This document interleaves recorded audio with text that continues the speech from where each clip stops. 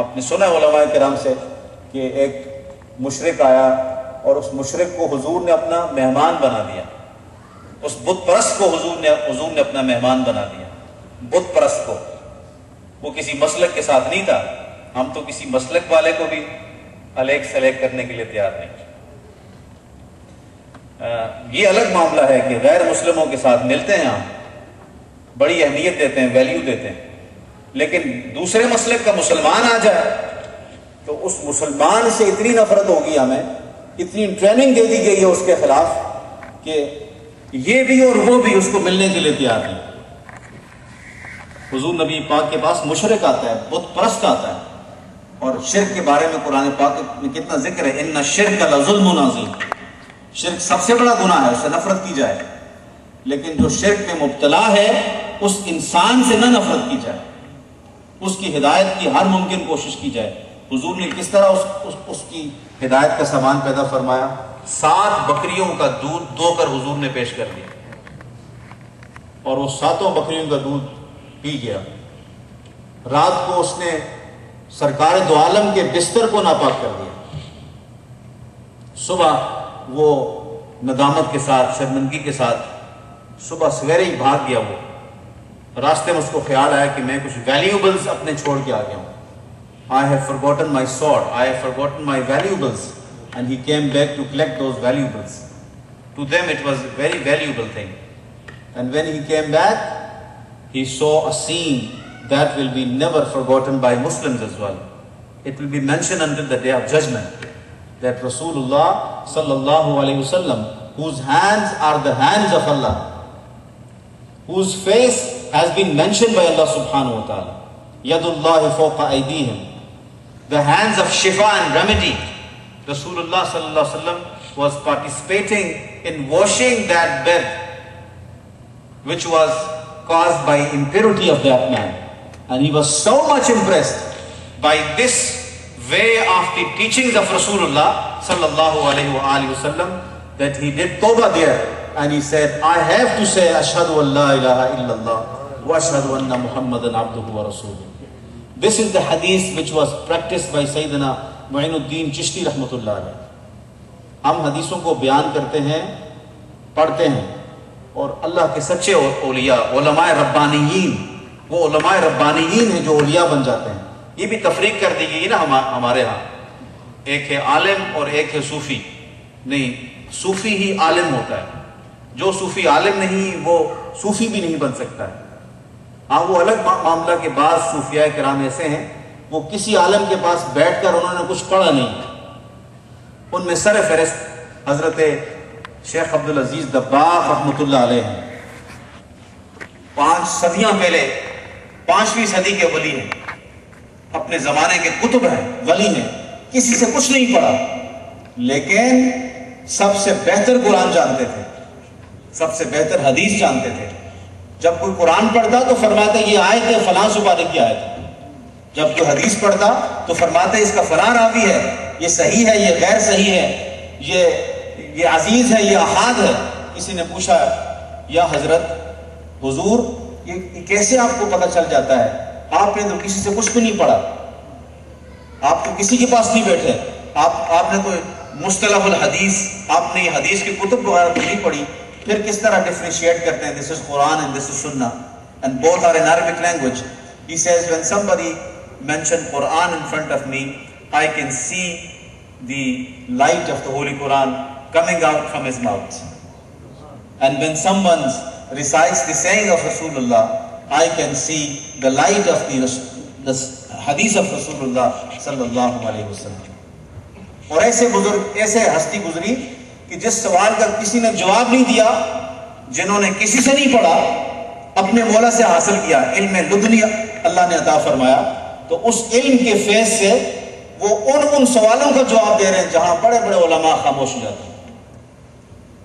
So what I would like to know, there is no Sufi without Sharia, whether he studied with someone or he did not study with someone. Anyone who has no knowledge, anyone who says I don't know about haram and halal, and I am not offering prayer because I offer prayer in Medina and Makkah, or someone's murid say that I don't need to pray because my sheikh is praying for me. اور یہ فتنہ پیدا ہو چکا ہے، Europe کے اندر بھی ہے، بہت سے ملکوں کے اندر ہے۔ شیخ الاسلام نے بڑی پیاری بات یہاں پر کی، اور آپ نے فرمایا کہ ایسا کوئی کاروباری شخص آپ کے پاس آ جائے جو آپ کو اور آپ کی اولاد کو برگلانا چاہے تو اس کو کہیں کہ اچھا ہم آپ کو برا بھلا تو نہیں کہتے، بس ہمارے گھر میں رہ جائیں، اور کھانے کے وقت اس کو کھانا نہ پیش کیا جائے۔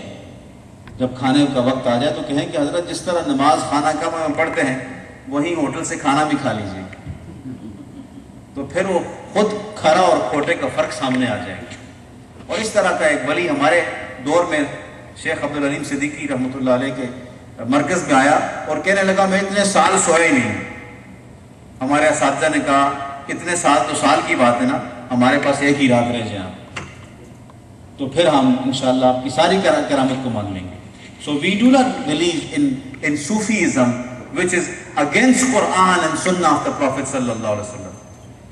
This tasawwuf that we talk about, tasawwuf that Sheikh Naimi is mentioning to you, tasawwuf that Razi Sahab and all of you mention and you love, that is the tasawwuf which has been taught by Rasulullah sallallahu alaihi wasallam.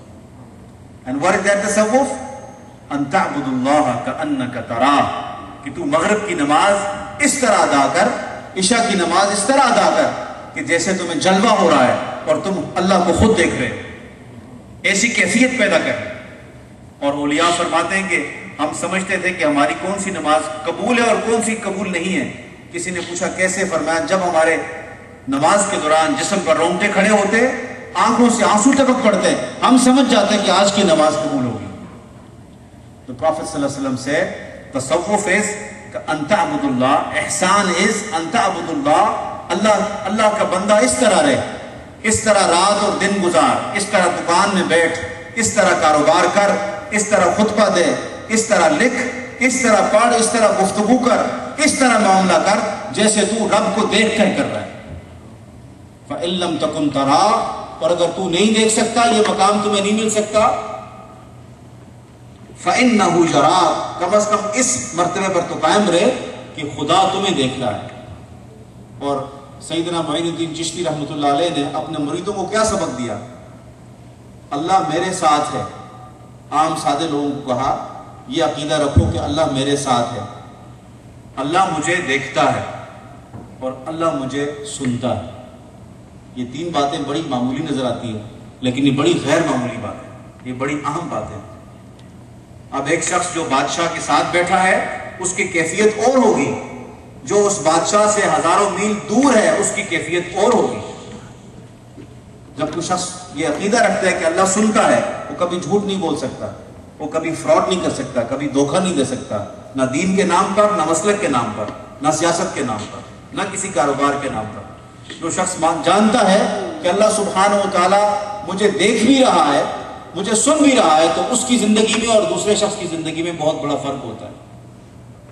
یہ ولایت اور friendship کیا چیز ہے؟ اعجاز بھائی کے گھر میں قیام رکھا ہوا ہے، تو اعجاز صاحب نے مجھے بتایا کہ ایک دفعہ جب میں کپڑوں کو کھولا اور لانڈریٹ میں ڈالنے لگا تو اس میں سے کوئی $2-3 کی ویلیوبل چیز نکل آئی۔ اب اللہ چونکہ دیکھ رہا ہے، اس کی ماں باپ نے سکھایا اس کو کہ خدا دیکھ رہا ہے، خدا جانتا ہے اور خداوند کریم سنتا ہے، تو انہوں نے اس ویلیوبل کو اپنے پاس رکھ کے جو آنر تھا اس کو فون کر کے بلا کر اس کے ویلیوبل کو دے دیا۔ اور اس نے کہا ہم تو لڑ رہے تھے گھر میں میاں بیوی کہ ایک کہہ رہا تھا تم نے چوری کیا ہے، یہ امریکن معاشرہ ہے، اور دوسرا کہہ رہا تھا نہیں تم نے چوری کیا۔ مسلم معاشرے میں چوری نہیں ہوتی، نہ ہسبینڈ چوری کرتا ہے اور نہ بیوی چوری کرتی ہے۔